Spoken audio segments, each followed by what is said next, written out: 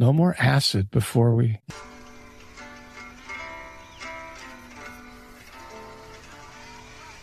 I gave my love a cherry that had no stone. I gave my love a chicken that had no bones. I give...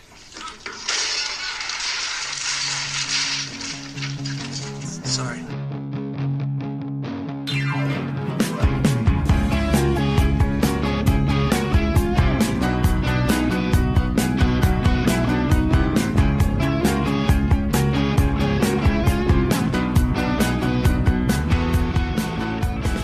Welcome to the Rock and Roll Gutter Podcast.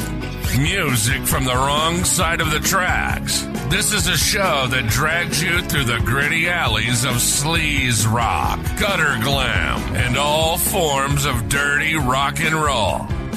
We're here to crank up the volume and dive deep into the dirtiest, sleaziest, most glamorous rock and roll out there. Whether it's the classics or the underground hits, we've got you covered. And now, here are your hosts, Andy and Gary. Welcome to the first episode of the Rock and Roll Gutter Podcast. Music from the wrong side of the track. No more acid before we... My love affair with trashy, gritty, sleazy rock and roll started at a very young age. I was exposed to bands like David Bowie during the Ziggy Stardust era, Mott the Hoople, The Sweet, and Kiss before they became a cartoon. This is the music that just struck a chord with me and just really resonates with my soul, and it's just been a lifelong love affair. Trashy rock, sleazy rock, whatever the hell you want to call it. It's a subgenre of hard rock music that first reared its ugly head back in the 70s, but really gained widespread popularity in the mid-1980s. It is the bastard child of glam rock, punk rock, blues rock, and maybe even a hint of country for good measure. The music is typically characterized by a very raw, gritty guitar sound, sexually explicit lyrics, catchy, high-energy guitar riffs, and these riffs are often delivered from a very low-slung Les Paul guitar through a wall of Marshall stacks, backed up by pounding jungle drums. The music is just dripping with bad attitude.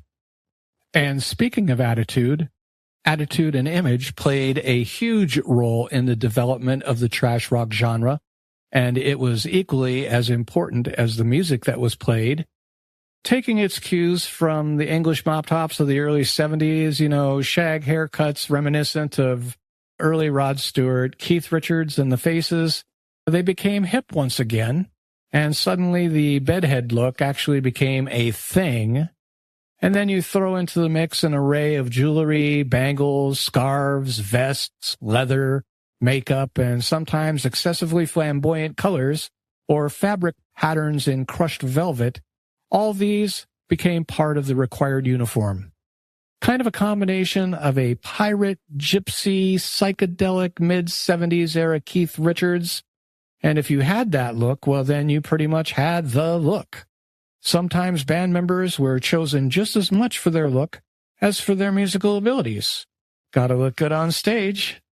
So in this episode, as well as future episodes, we will be discussing bands that fall into this description and asking ourselves questions such as, what are the origins of the band? What was the time period and year when they were the most popular? Who were trailblazers and who were copycats? Who gets in on talent and who gets in on looks? Does it hold up? Would you still play it today?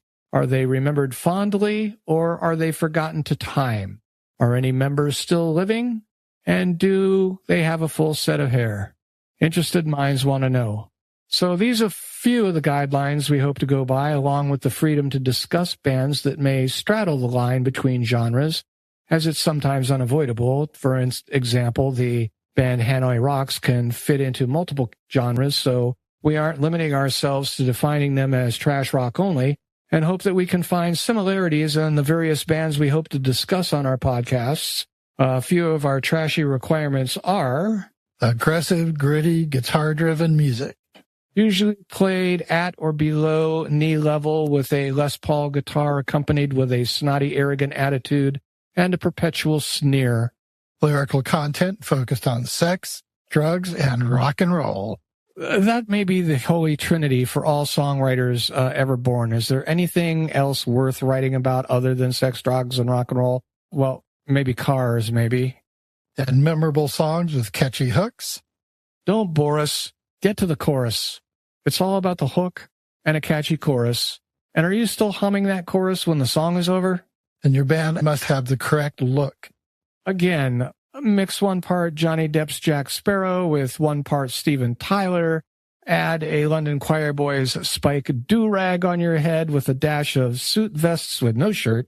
Sprinkle in a little black #1 hair dye and a little eyeliner. Top that off with a velvet pimp cap. And did I mention tattoos and a junkie posture? And you should absolutely have a larger-than-life rock star attitude.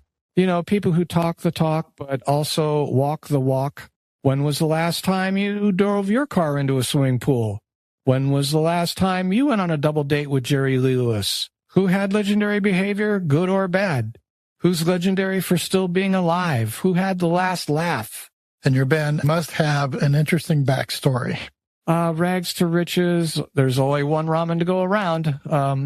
Who met who first? You know, the early days, the lucky break, the first album, the triumphs, the tragedy, the breakup and the reunion, the cash grab, and how I fought my way to mediocrity and the record cutout bins. Several subgenres that we'll discuss during our show will include trashy rock, some glam punk, a little bit of gutter glam. We'll go into some hair metal, or as our friends across the pond like to say, flash metal, and we'll do a little bit of punk and roll. We will also attempt to tackle sleaze rock, power pop, garage pop, and glitter. And of course, we hope to have some fun along the way and have a few laughs at the expense of some of the more cartoonish bands who were around, or the many one-hit wonders that made a brief splash and then vanished into thin air. So come along with us as we kick the lids off the trash can, examine many bands who grabbed us by the balls and wouldn't let go all these years later. Here we go. In my mind, the Dogs D'Amour are the perfect embodiment of what I think a trashy rock band should be, thus earning top billing in our debut episode. The Dogs had it all. Great songs, a great image, talent, and a real taste for excess. The opening track on their second album is titled Debauchery, and it gives you a pretty good idea of the Dogs' philosophy on life. And now, from the Dynamite Jet Saloon, here's the opening track titled Debauchery. Yeah, and if this is your first exposure to Dogs D'Amour, this is not a bad place to start and not a bad track to start out with. Here we go. Viva the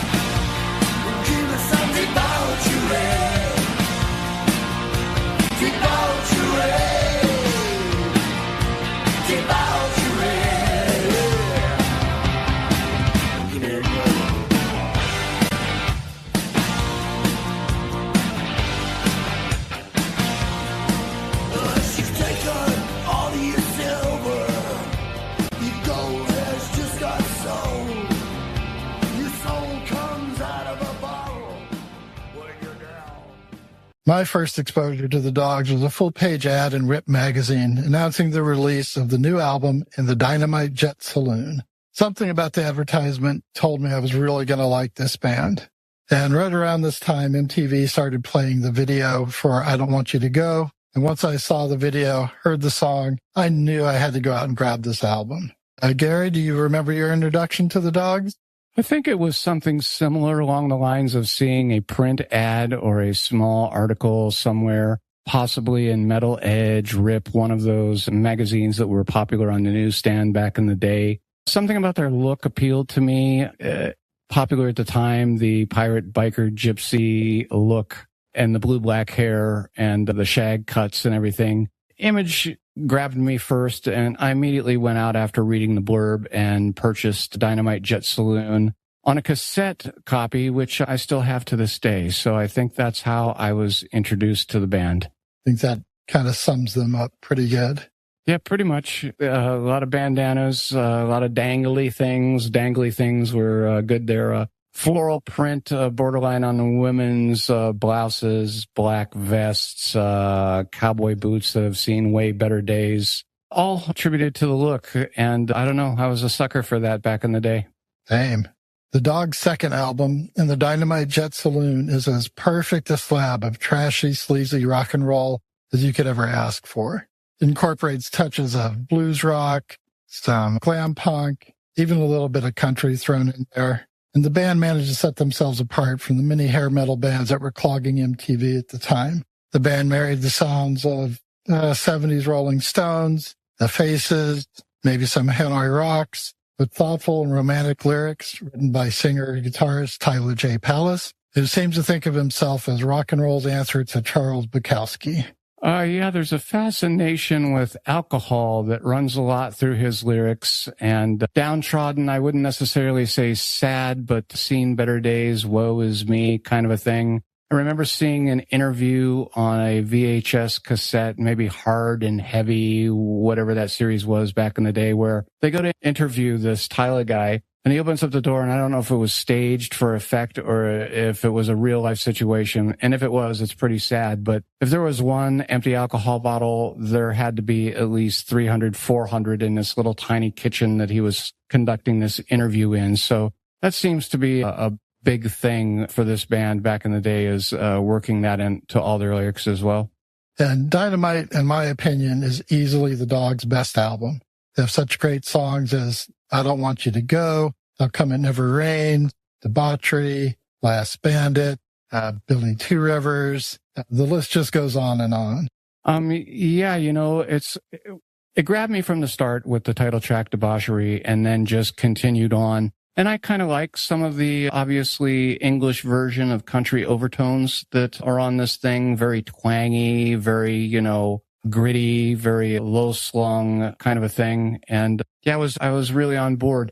I've chosen I Don't Want You to Go as the best example of the swagger and grit that this band was capable of. It's got a great hook and great backing vocals.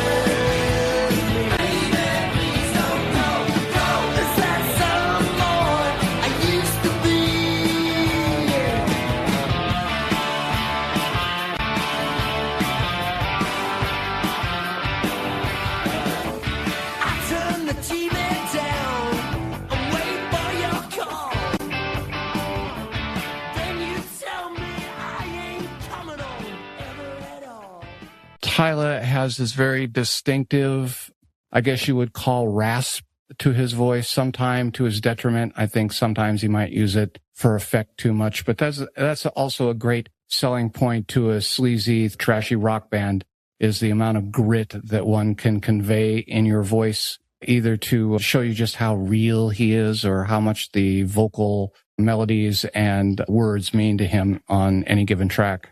Tyler created all of the artwork for the album. And there was a label on the album that stated the album was printed on limited edition putrid lime green vinyl with the warning, if you eat this album, it will make you sick. I believe Tyler created the artwork for every album that came after Dynamite.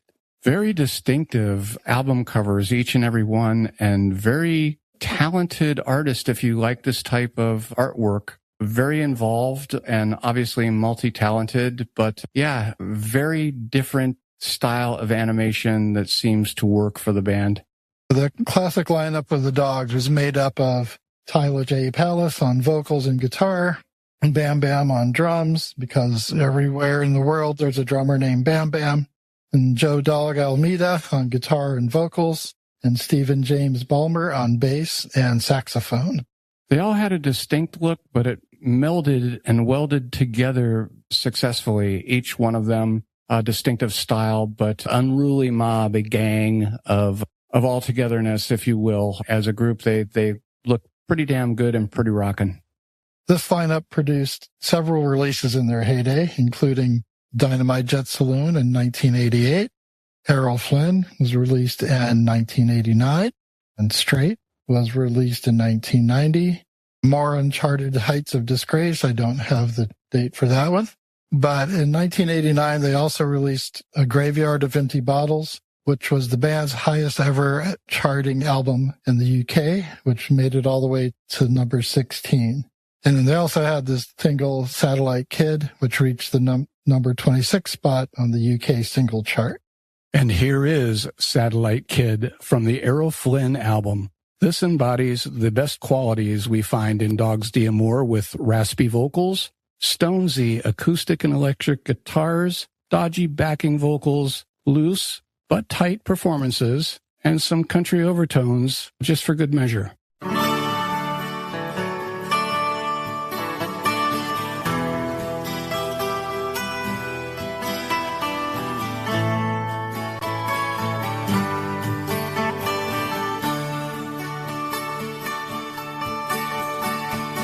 Sometimes I feel like I am dying inside.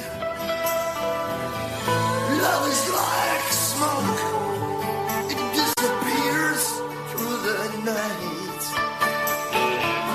Sometimes I feel like I am drowning in your charms. I'm a satellite kid when I'm in your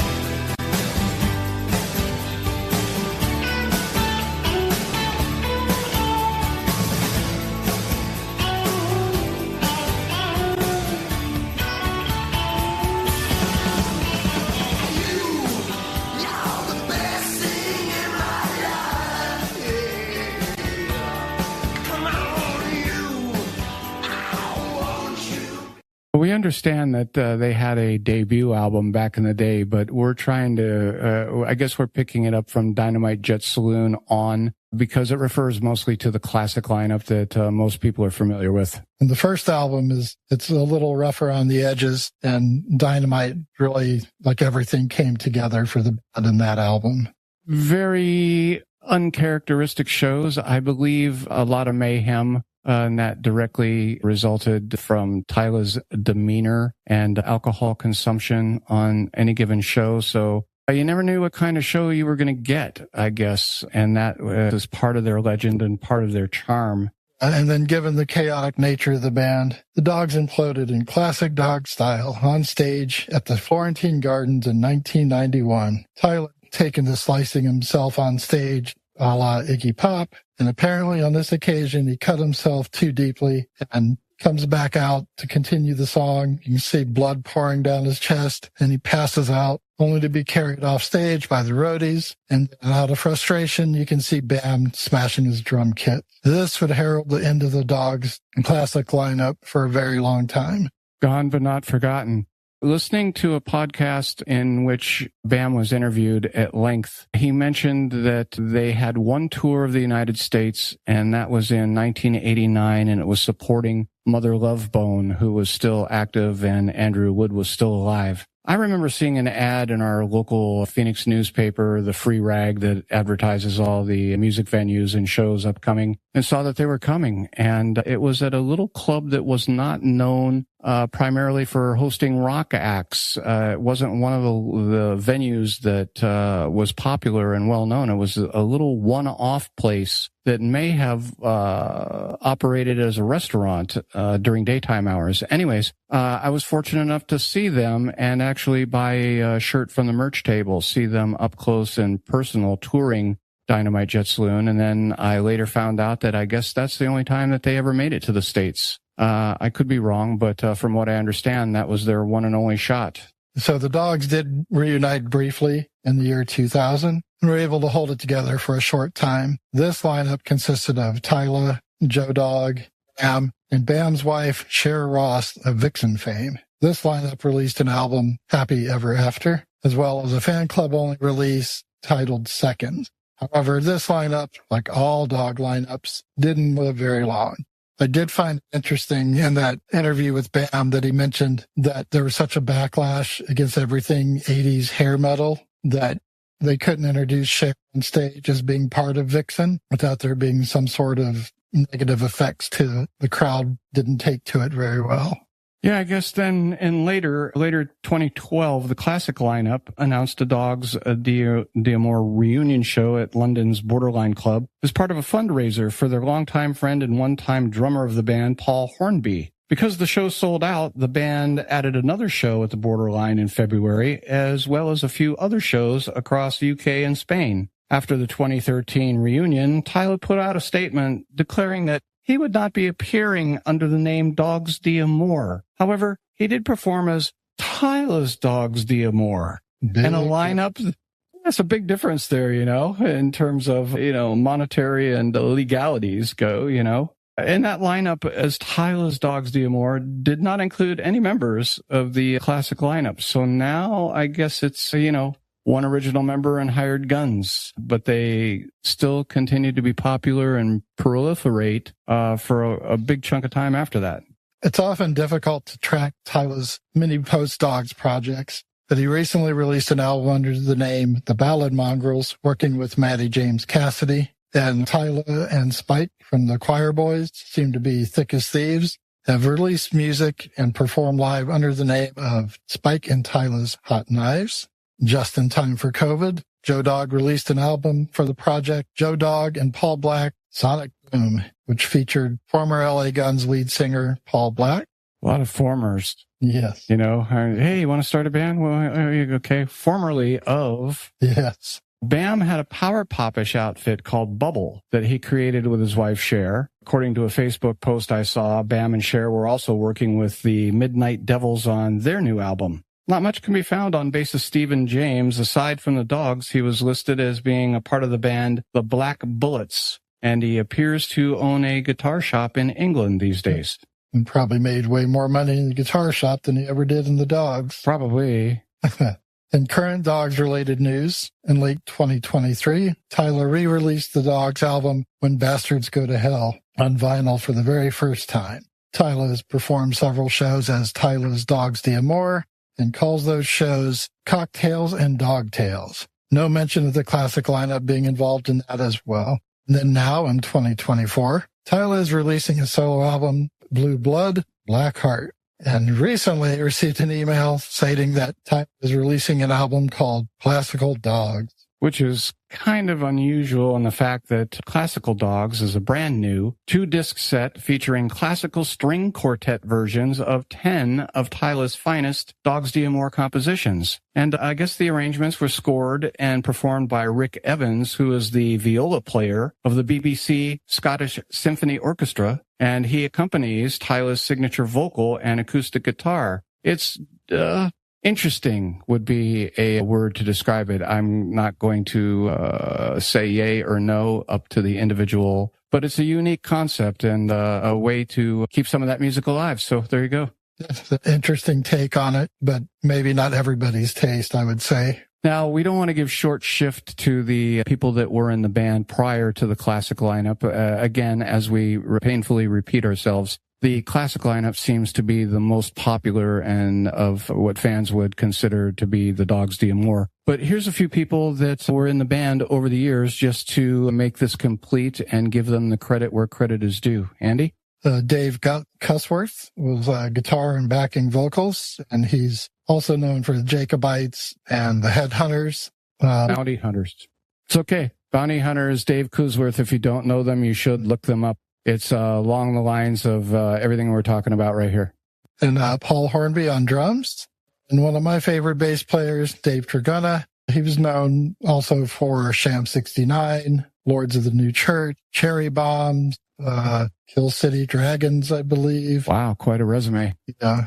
I guess just to be complete, they had a backing vocalist and guitar player by the name of Daryl Bath. And of course, you always had the bass, keyboards, and vocals of Cher Ross, who is Bam's wife. And then finally, Danny McCormick played the live bass and backing vocals on the Wild Hearts. And if you know who the Wild Hearts are, and if you don't, you should. Yeah. And then last, but certainly not least, Rich Jones also used for live guitar and backing vocals. Yes, from the Black Halos and currently in Michael Monroe's band. For the track record that they put out, the first 2 albums are fairly must-haves. The Dynamite Jet Saloon, I still enjoy playing that album, and cuts are always in my playlists, and I will continue probably to listen to that album. The follow-up, Errol Flynn, has moments on it, and from there it gets a little bit spotty for me personally, but this band, for the time period and for our inaugural episode, hold a memory and a emotion near and dear to my heart. So that's what I have to say about the Dogs D'Amour. The following albums after Dynamite, while there are some good songs on each one, they're not as consistent as Dynamite. Dynamite's the one that just front to back is just perfection in my eyes. So if you really want to check them out, check out their whole catalog. But they do get more acoustic-based songs going forward. There's a little less of the rock side, the older Tyler got, I guess. Got the singer-songwriter Tyler, expressing and emoting and whatever. It's not nearly as rock. It's still viable and still listenable. You can see that he resorts to maybe a formula, and you're also stretching the boundaries of more ballads than rockers on some of the releases that came after those 2, but still a great band all the way around. Yep, definitely recommend you check them out. And we hope you enjoyed this discussion of the Dogs D'Amour. This is the Rock and Roll Gutter Podcast. We hope you've enjoyed our first episode. Stay frosty. We'll see you for episode 2. Stay tuned. Take care. We'd like to take a moment to pay tribute to a fallen comrade that was meant to be a part of our podcast team. Unfortunately, he left us during the planning phase of the show. Larry Mink Doyle has been our friend since the 1980s and had a real knack for making life interesting. Mink was a free spirit that fully embraced the 1980s excessive lifestyle. If you went out on the town with him, you never knew what would happen, but you knew it was going to be a good time. Difficult to describe him because there were so many facets to his personality. He could be abrasive and obnoxious one minute and a total sweetheart the next. He had a wicked sense of humor and loved messing with people. Shared a lot of laughs over the years and even shared a stage for one glorious evening. Mink was a true character and he's greatly missed. He was a true friend that always had your back no matter what. He also had an extensive, almost supernatural knowledge of bands, musicians, and gossip with tall tales from the road and the stage. He was a trivia wizard of arcane facts. He could also be snarkily sarcastic with a quick wit and ready to take the piss out of everyone and everything, as the English say. On the flip side, he could also be very syrupy sweet when he wanted to be. Sadly, he left us way too soon due to an illness while this podcast was in pre-production. But we'd like to acknowledge the contribution that he made in our lives, so we'd just like to say, Godspeed, Mr. Mink, even if he was an atheist. You're here in spirit. As we bring our first episode to an end, we felt that the obvious choice to close out the dog's discussion was Wait Till I'm Dead, featuring the jazzy saxophone stylings of bassist Stephen Ballmer.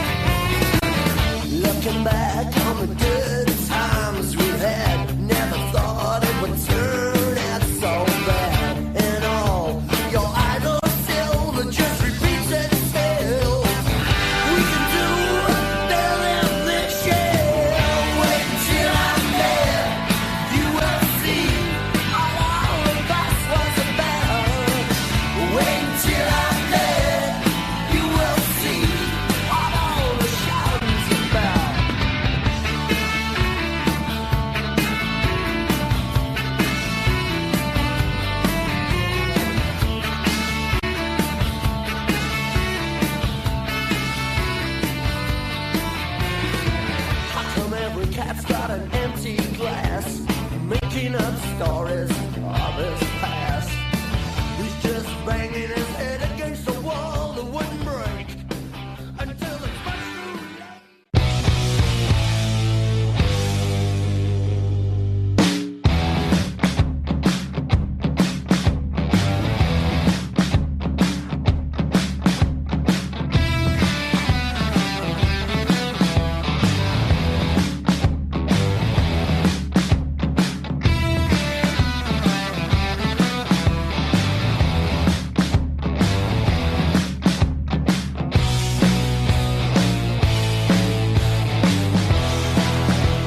Been listening to the Rock and Roll Gutter Podcast. We hope you enjoyed our deep dive into the dirty world of rock and roll.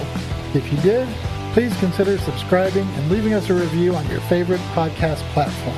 It really helps us reach more listeners like you. And don't forget to follow us on Facebook and Instagram at Rock and Roll Gutter Podcast for all the latest updates, news, and more. Got questions, comments, or suggestions for future episodes? Reach out to us at rnrguttermail@gmail.com. We'd love to hear from you. So join us again next time for another wild ride through the raw and gritty side of rock and roll. So until then, keep it trashy.